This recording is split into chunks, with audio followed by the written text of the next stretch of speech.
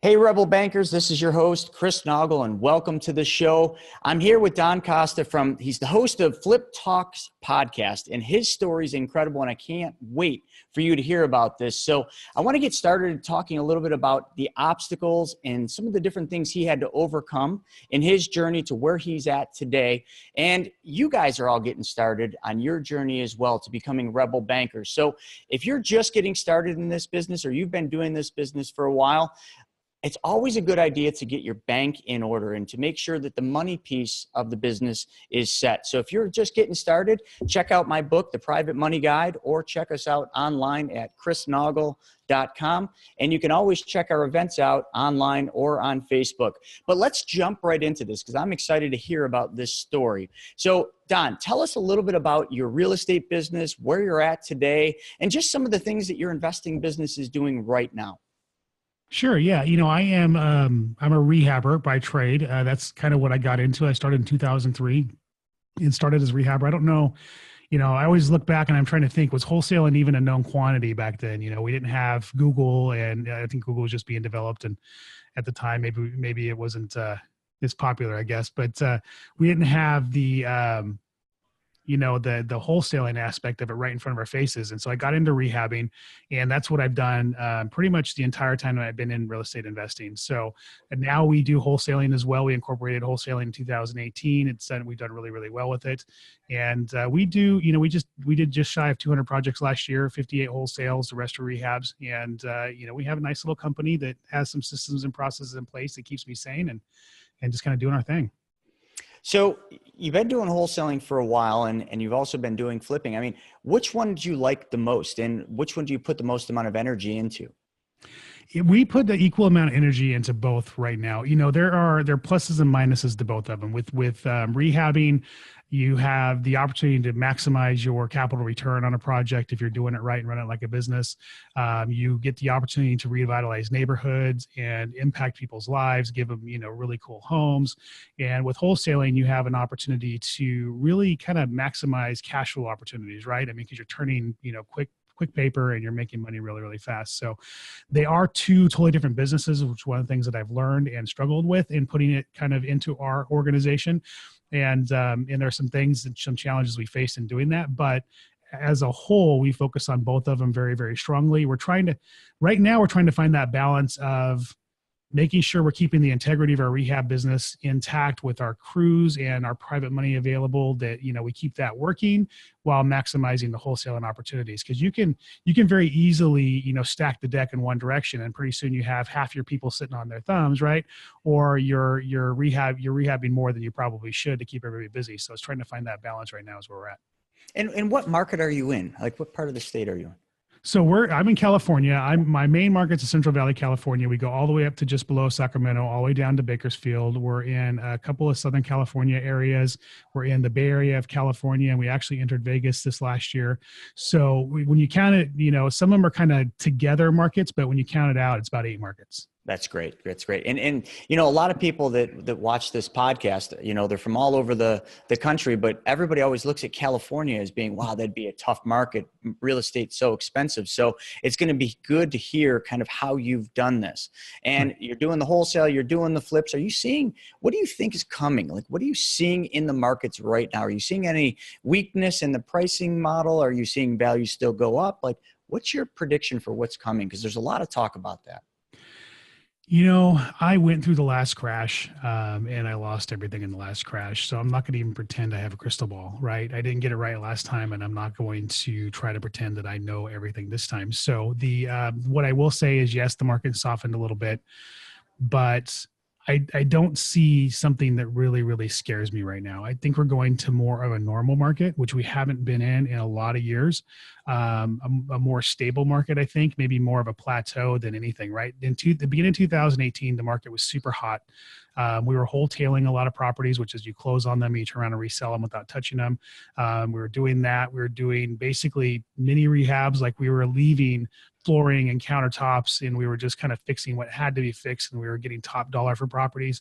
And then around, spring, that changed, right? And I think that more than our market falling or dropping, I think that it just kind of, it was really, really hot, and then it wasn't really, really hot. And the changes, the price drops and all that, today's on market we're seeing is people coming back to reality. I don't see anything less than people coming back to reality right now, but I'm still watching real close. And I think part of being successful in this business is really having control of your process. Like, one of the things that we pride ourselves in is our average turn time for rehabs is about 100 days. We want to be in and out of a project, check to check, from the time we close to the time we close in 100 days or less. And those kind of things keep your company safe from major market changes. If you're in projects 8 months or a year and the market starts to shift, you're going to have a hard time reacting. But if you run your business to where your timelines are short and effective, then you're going to be able to mitigate changes in the market. So barring trying to predict the future, I'm just trying to make sure that my business basically, it runs in a manner that allows us to effectively change with the market. And then we're not, like, when the market was super hot last year, we're not betting on the future. Like, we're looking at everything going up. We're still looking backwards in our comps. We're not thinking, oh, well, if we wait 3 months, it'll sell for 10,000 more. I learned that lesson last time. And so we don't do that now. We're very conservative in how we run our numbers. We always look backwards at comps and the what if situations when we comp properties. And that's kept us very stable and successful. That's extremely smart. I know a lot of people get caught in that those tunnel visions where everything's going up and they just think that's going to keep going and going and going. But you're focusing on just what's happening right now, or if not, what happened, months ago. So I think that's a really smart model. Right. So Don, one of my favorite things is I travel around the country and I follow successful people. I follow people that have had massive success, but I'm not following them because they're successful now. I'm always trying to dig out and find out what the journey looked like. What did they have to go through to get where they're at today? What were their, how many times did they fall on their face? How many times did they fail in order to succeed? And how many no's did they have to get that yes that catapulted them to where they're at now? And I know your story is quite amazing. So that's what I'd like to do. I'd like to take a trip back in history and talk a little bit about the humble beginnings of kind of when you got started. You had mentioned that you had lost it all in 2008. Let's talk about that. Take us back to the beginning, your first few deals. Yeah, I started in 2003. I probably, circled real estate investing for 4 years before that. I know my brother and I would go watch auctions, and I locked up a property one time. And again, I didn't know what wholesale was. And I wasn't able to raise the money for it, and it fell out. And I was young. I was, in my early 20s, I didn't know really what I was doing. So in 2003, I got married. My wife was like, we're having kids right away. And I didn't have a job at the time. It was weird. I was unemployed. And I realized that was my last opportunity to really make something happen. And I started interviewing with mortgage companies to try to learn the financing side of the business. I had a guy I was interviewing with ask me why I was there. I told him I want to learn because I want to flip houses. And he basically said, you know what, go find the houses. I'll put the money up. And that's really where I got started. Now, that story didn't have a happy ending, but what it did, and this is a mindset thing, right? Because not everything works out the way you think it's going to work out, but sometimes it propels you in a better direction. And so what that opportunity did, when him telling me go find the properties, it removed the pressure of where am I going to get the money to do this? And I went out and found that I had a knack for closing sellers. I went and started door knocking pre-foreclosures and realized I had a knack for identifying a profitable project and putting it in contract. Then all I had to do was figure out how to raise money. And I started talking to my competitors, believe it or not, and that's a long story, but I started raising capital to do these deals. A lot of creative financing subject to transactions where you basically, you take possession of the property subject to the existing loan, you take over payments. And I built a business that way. That was successful. I made a lot of money. I was young. I was making, $30,000 to $100,000 a month in profits. And I thought it was never going to end. I was buying BMWs and being crazy and stupid. And I was over leveraged. I opened a restaurant and nightclub, a few other businesses, and the market turned on me. So the long and the short of it is I wasn't running a business like a business, and I wasn't paying attention to my core competency, and the market turned, and I, again, didn't realize the impact of the market turn. And for several years, I proceeded to lose everything. The world fell apart from underneath me. I went into this deep, dark depression. I thought real estate had destroyed me, but really I was an idiot.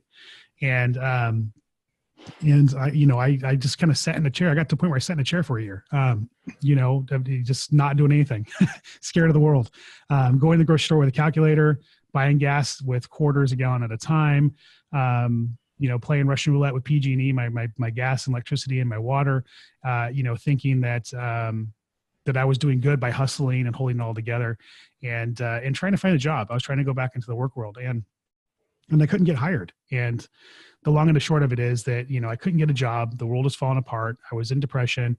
And one day I just had this moment where I looked in the mirror and took an assessment of what I was good at. And that was putting deals together. And I was still terrified that, that real estate had destroyed me at the time, that it wasn't going to work. But I knew I had no choice. I put an ad on Craigslist looking for a lender. I said, basically, I know how to flip houses. If you have money to put up, let's partner. And if you're close enough to have a cup of coffee, let's talk. And I got 6 phone calls. One of the guys, gentleman, that called me lived in my town. We went and had coffee. He was definitely a talker. I talked to him for hours and hours and hours, and he didn't commit to closing, to basically funding a project for me, until one meeting where my wife had texted me in the middle of the meeting that our water had been turned off. And I'm sitting there and I'm like, I can go home to this problem or I can close this guy. And that moment, I just decided I was going to close him, and I was not going to leave that meeting. It took me like 5 hours in this meeting with this guy at Starbucks to get him to commit to funding the deal. And I was back on. It was 2012. We went out and started looking for projects. So, was he paying for the coffee? Yeah, I paid for the coffee. I'm just thinking 5 hours at Starbucks, and you guys are trying to close it, and your water's getting shut off. You're like, all right, Starbucks coffee, another one, or water bill. So that's, we didn't drink the entire time. Yeah, we just, we got 1 cup each. But it's funny because I had to pee so bad in that meeting. I remember there's a point where I had to pee so bad, like I couldn't think about anything else, and I was not going to move until I had that guy committed to funding me on a deal. There's something about, not necessarily desperation, but I guess the right word would be, just drive, determination, right? And I was determined that I was not going to leave that meeting. And literally, I remember just sitting there, just bouncing, thinking, I got to go to the bathroom so bad, but I am not leaving my seat to give this guy a chance to change his mind. So it's crazy. That's awesome. That's a great story. Yeah. So that was where you got the money to kind of get that start. This guy funded your next deal, or did he fund a lot of deals for you? And how did that look? We did one together. Basically, he put up the money, and I went and found the project. We did the project together. We split 20 grand, made 20 grand on the flip. I got 10 grand. It was gone before I even got it in my hand, but it was like the game was on again, right? I was back in business. So I went out and found a couple more private money lenders, and then I bought 2 projects back to back, closed them on the last day of October and the first day of November of 2012. And I was back in business, and I just, 2, then 1, then 3, then 4, and just kind of built the momentum. I love that where you said, you're that deal where you got that 10 grand, it was gone before you even got started, because I can relate. And I know a lot of our listeners probably can relate it. It's not even about the money you made there. It's the sense of, I can do this. And then that drive, and you go off, and like you said, you just do the next ones. So let's talk just a few moments about money and kind of how you treat money, how you use money, and how you find money. Because I think the biggest barrier for so many real estate investors, especially new ones, is always, where am I going to get the money? Mm-hmm. It's always, I don't have the resources to do this. So then the questions come up of, well, when this happens, or when I do this, or when this miraculous thing happens, I'll get started. But what they need to realize is it's not about your actual resources. It's about how resourceful you can be. So talk to them about how you've used money, how you had to get resourceful, and just what that looks like today. Give them some golden nuggets. Yeah, and the first thing I want to say is that you just hit the nail on the head. The mistake people make is that they think that they have to have perfect before they start. They think they need to know everything before they start. And one of the things I've learned is that we don't know what perfect looks like until we actually get in there and do it. And so you can spend your time building the perfect whatever, and then you get in there and do it and realize you built it perfectly wrong. So you might as well just get in there and do it, make the mistakes, trip over your own feet, and that's okay. Not taking action is not okay. So that's first and foremost. The second thing you need to realize when raising money is, it's all around you. You got to run your mouth. I tell everybody what I do still. I ask title agents, I ask real estate agents, I ask other investors I work with, who they know that has money. And so running your mouth is one of the keys to success. And then the next thing is understanding that it's not about anything else. It's not about the project or any other thing you've done in your life other than you're the one that can get it to the finish line, and you need to show them that that's the case. So I always tell everybody that, hey, you can have a project that you buy it for 50 grand and put 50 grand into it, and you can sell it for $1 million. An investor is not going to back you, even with the numbers that good, unless they know you're going to get that job done. And that's what most people forget when they sit in these meetings. They think they need to have a credibility packet, and they think they need to have or a slideshow, and they think they need to have a project to pitch. And really what you need to do is sit down and have a conversation with these people about what their goals are, what your goals are, whether or not they're aligned, and then basically just to ensure them that you're the one that can get to the finish line. If you walk into those meetings understanding that your value, knowing your value, understanding you're on equal footing, and you're going to make sure that both you guys are going to be able to have successful business together, and you have that kind of confidence in those meetings, you're going to be successful in every single one of them. I love that. Yeah. I love that. I just did a web class last night, and it was just like everything you're saying. I talked a lot about the mindset and about how so many people want to ask for money, but you're never going to, when you ask for money, you put yourself in a position of weakness. But when you present an opportunity that solves somebody else's problem, and most people have similar problems, they want to make more money, or they need more money, or they need more income. If you can solve their problem with your opportunity, which is real estate and your deal, then everything changes, and you just nailed that on the head. Absolutely. And the one thing that I will say is no matter how bad I needed money for a project, I always ended every single meeting the same way. It would let's do one and see how it goes. I'm going to go look and see what I have in my pipeline. If something comes across my desk, I'll let you know. I ended every meeting that way. And if I really needed to close a project, then I would go back, I'd wait 30 minutes, and I'd send them an email and say, hey, this happened to come across my desk. It fits your criteria. And guess what? We can close real quick. So, you make it's almost a takeaway sale, right? You kind of dangle the carrot and you're like, yeah, but you can't have it yet. Right.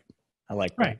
And on top of that, you need to be willing to say no. And you need to know what your box is, right? What your boundaries are, what your parameters for borrowing. Like if somebody comes to me and says, I want 14% interest and 3 points, my answer is no. It doesn't fit our borrowing criteria. And if you happen to change your lending criteria in the future, maybe we can work together, but right now it's not a fit. And being able to say no, I found, has given me a lot of power. I found in most times that I've said no to people that don't fit what I'm looking for, instead of trying to augment what I'm looking for to fit them, they'll usually backpedal and end up giving me the terms I want. So. Yeah. I mean, it's just a negotiation at that point, but I mean, the way you do it, the way you present it, where you're not actually asking, you're presenting an opportunity, and you're saying, well, when I get a deal, I'll let you know if it fits your, when it fits your criteria. That's smart. And it's so dead on it. That's what works. But so today you're mostly using private money.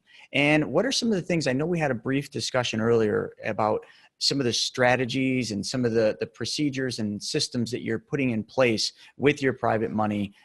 Talk a little bit about that, because I thought that was pretty fascinating. Yeah. I only use private money. And the reason why is because, look, a lot of people in this business, they'll tell you have to have skin in the game. And that's the common thought is, especially with hard money, you have to put up, 10 or 20% or 30% down.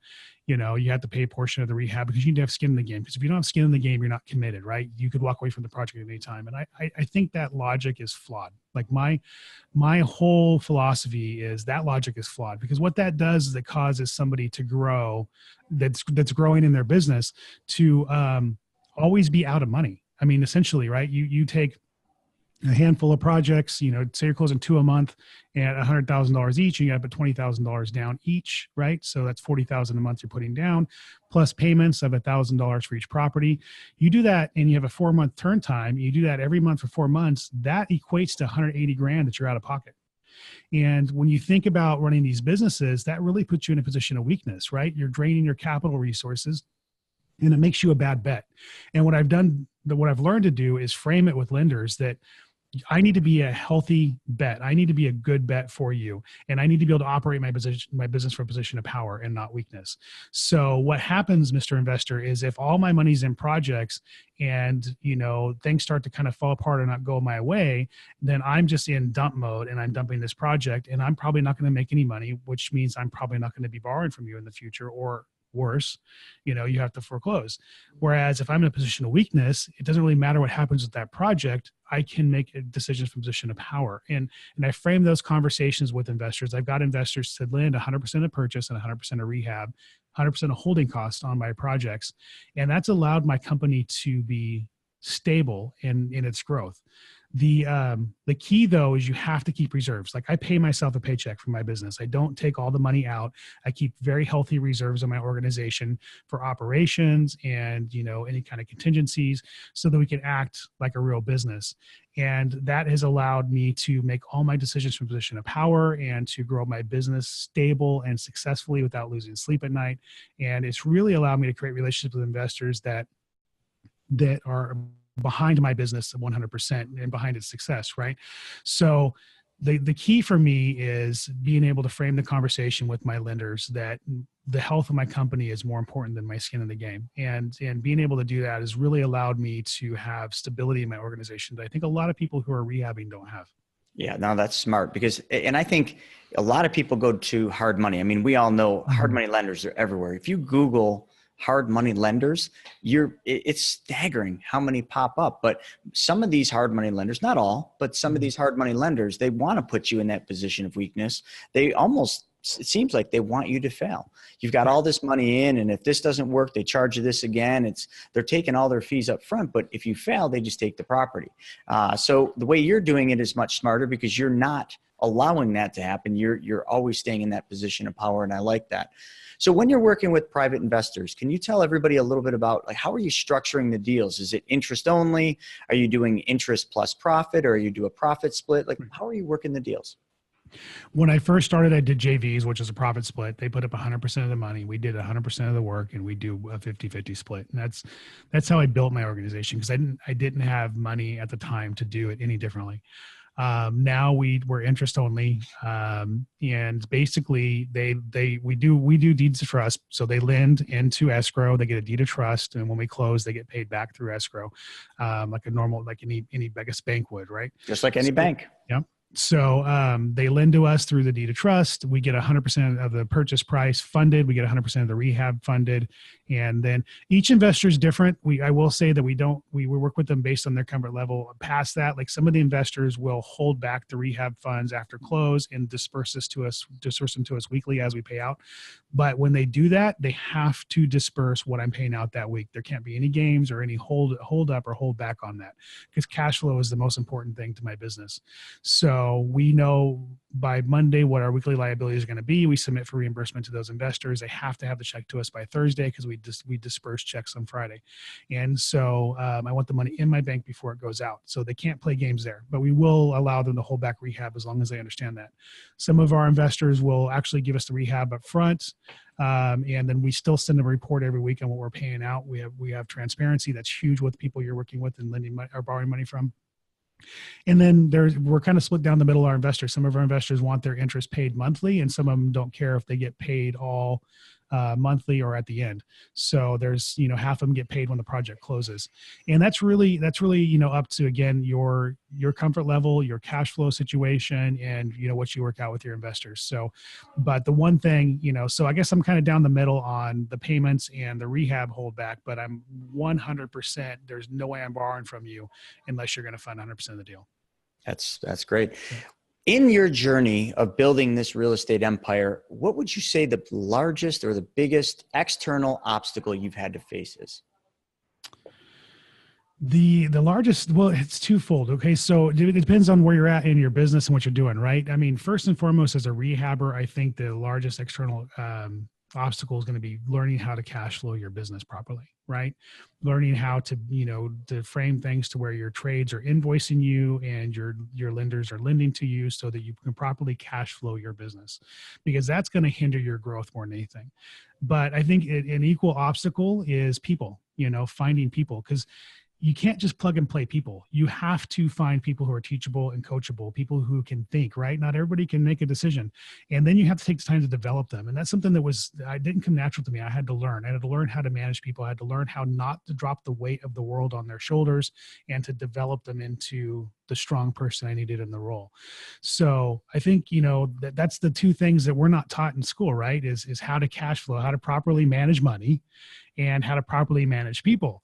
And those are the two crucial components, I think, to anybody's success. And those are the factors, internal and external, that really, more than lead generation. Lead generation is easy once you figure out a few key things, but people and money, that's the hard lessons I've had to go through.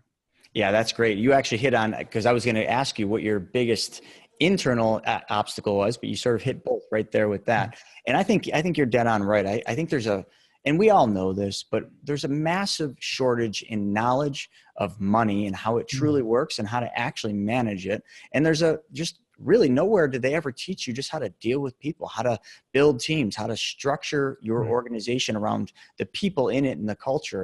And I think that's been, even for us in our business, that's been some of the hardest things is people. Money, we figured that out. Once you learn how money really works, that part actually gets pretty easy, I agree. But figuring people out, figuring out the culture of your business and how that's going to work to grow the business that you want, that's a tough thing.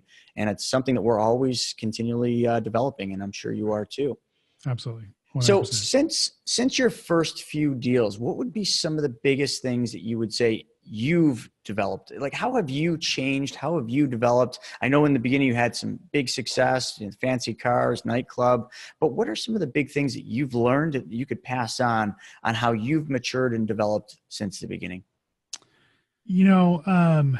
Not being a bottleneck in my organization, I think is huge. Again, learning how to manage people and learning, a lot of us entrepreneurs,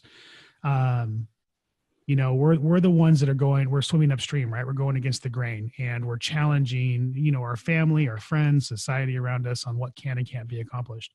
And so you have to have a certain mindset of control, right? Of controlling, the environment around you and what you're doing.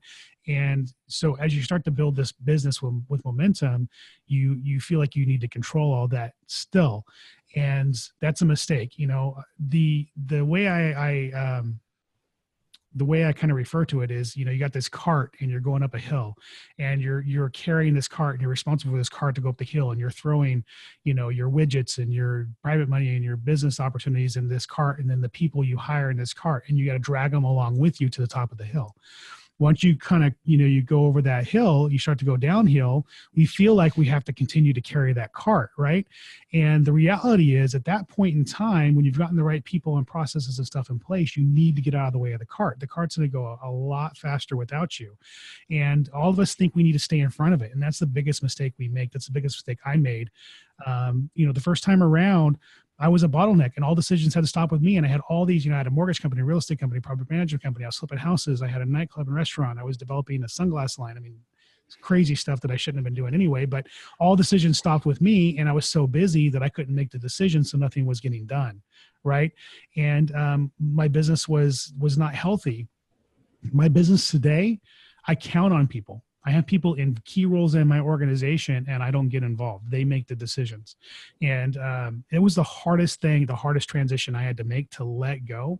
But what I found is these people do 1,000 times better than I could ever dreamed of doing, trying to do it all. So there's one key thing you said there. You had to stop working in the business and start working on the business. But Absolutely. Usually most people have to have some kind of a traumatic event happen in order to take that transformation. What was that key thing that happened in your life that made it so you started working on it, not in it? I don't think it was one key event. I think the migration of my business has been a lot of key events. One, losing everything. That was huge. But, I had moments like, I was late to pick my son up. I was late to meet a contractor to pick a paint color at a project. I had to get back to my office to sign checks and get them out so I could submit for reimbursement from my lender so I can get my money in. And I didn't have a lot of systems and processes in place at the time. And I was just buried. And I remember getting out of my truck, getting ready to cross the street to meet this contractor. And I shut the door and I'm like, this sucks. I remember thinking to myself, I don't want to do this. This thing that I'm doing, it's horrible. And I've had a few moments like that, with money, not borrowing properly and running out of capital and just sitting on the floor of my shower thinking, this sucks. And I don't want to do this way anymore. So it's the migration, the change in my business into systems and processes and counting on people. It's been a handful of situations. I think what I'm proud of is that when I run into those situations, I don't just think that I need to quit or that I need to get to the other side and then stay the course. It's I need to make a change that makes this better. And I've been very, very good at identifying where I need to make the change that's going to make my business better and not have me deal with that problem anymore. And that's all good information. So we talked earlier a little bit about maybe some type of a flattening of the market coming in that. Right. Where do you see your business in 3 to 5 years from now? Like, do you think anything is going to be different? Like, do you have different plans for where you're going to, bring your business? What's the next 3 to 5 years look like? Yeah, I mean, there's going to be differences, obviously, because markets it's an ebb and flow. They're going to change. So we're concentrating more on wholesale this year than we did last year. We're being a little more picky about the projects we're taking on for rehab. We want a higher threshold for profit than we did, the last couple of years. So that already is kind of migrating. I'm looking at buy and hold opportunities in different segments of the marketplace, like larger apartment communities and some commercial stuff that I haven't looked at in the past, just to kind of reposition. And, to say exactly where it's going to be in the next 5 years, some of that is, yes, we have a plan into going into, apartments and commercial. Yes, we have a plan in doing more wholesale and wanting higher profit margins on the stuff we are going to flip. But a lot of that is also going to be dictated by the changes in the market. So my plan isn't rigid. It's let's watch the market, see what the market's telling us it's going to do, and then adjust accordingly. For me and my organization, I'm on the hunt for a COO right now. I'm looking for somebody to take over. I've been out. I haven't seen a project we flipped in several years. I don't know what the cross streets they're on. I got all that dialed in. Now I just need somebody to run the ship. And so I'm looking for somebody to take that over so that we can concentrate myself can concentrate, I guess, on the higher level stuff in the investing community. So, that's where it's at right now. Honestly. No, that's fantastic. Yeah. And let's finish up on this one thing. If you could give any piece of advice to a new real estate investor, just looking at becoming a real estate investor and really, sitting there looking at it saying, I'd love to do this, but I don't know about the money. What would be one or a couple pieces of advice you could give them as pertaining to how the money works in this business? There's plenty of money out there. That's the thing. You run your mouth, tell people what you're doing, and tell it from the context of confidence, like own your value. It doesn't matter if you've never done this before, you still have value to bring to the equation, and own your value, number one. Number two, take action. If you find a project that is a good project, the money's going to be there. Whether that means you have an end buyer that you can wholesale it to and maybe make, $5,000, $10,000, $20,000 and get your momentum going, or there's going to be a lender that's going to be willing to lend on you. You can structure subject to, you can structure JV, you can structure rate and terms. There's 1,000 ways you can structure these deals to fund them. The key is getting a good deal. So I would talk to everybody and tell them what you're doing, and I would get out there and start looking and identifying deals. That's great. I was hoping you were going to say that about just take action, just leap Absolutely. And get that deal under contract. Well, this has been fantastic. And I know our audience is going to leave this extremely motivated and ready to take action. So Don, if they want to get a hold of you or find out more about your podcast, how would they do that? Yeah, there's 2 podcasts, Flip Talk and then Flip Talk Rookie Playbook. Rookie Playbook, we go week by week from week 1 all the way to the end of your first year on what to do step by step in real estate investing. And then if you want to reach out to me, I'm on Facebook. You can find me on Facebook and Don at fliptalk.com. So I do respond to emails and I'm willing to answer questions when people ask. And just, my thing is I'm trying to help change businesses and change lives. So. Oh, that's fantastic. This has been great. And, I always get motivated doing these and hearing everybody else's story, because it's the more people you talk to in this business and the more success stories you talk about and the journeys, the more motivated I get and we get here at Money School, because it just solidifies everything that we're doing and everything we're talking about. So that goes for every one of you just getting started in your journey, or if you're already started on your journey to becoming a rebel banker, make sure you focus on taking action. I think that's the most important thing. And Don had mentioned that best. Just take action and then figure it out after that, because there's plenty of money out there to find for your deals, but you're never going to find money if you don't take that action. And if you need help with anything, you know how to get a hold of us. It's chrisnoggle.com. Grab a copy of the book, The Private Money Guide. That'll give you all the steps of where all the money is to fund every deal you could ever want to buy. And with that being said, thank you all for joining us, and we'll see you at the next one. Have a good day.